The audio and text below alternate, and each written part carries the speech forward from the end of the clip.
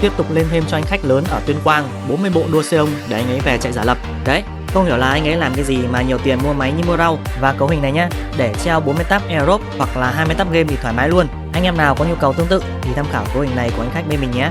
Sử dụng bo mạch chủ ở đây là X99ZXDU, chip E52680V4 14x28 luồng, tổng 2 chip sẽ là 28x56 luồng, RAM là 64GB, SSD NVMe 256GB, VGA 1050Ti 4GB, nguồn X650 và tất cả được lắp trong em vỏ cây Sigmatic Gaming 23F. Và full cấu hình này chỉ lên kênh khoảng 8 củ thôi anh em ạ. Bên mình đã lắp đặt, cài đặt và tối ưu hết rồi, anh em chỉ việc bốc máy về là sử dụng thôi. Ok, anh em nào mà làm MMO nhá, cần build PC hay là thuê máy thì liên hệ với bên mình sẽ hỗ trợ cho anh em từ A đến Z luôn. Ok anh em nhá.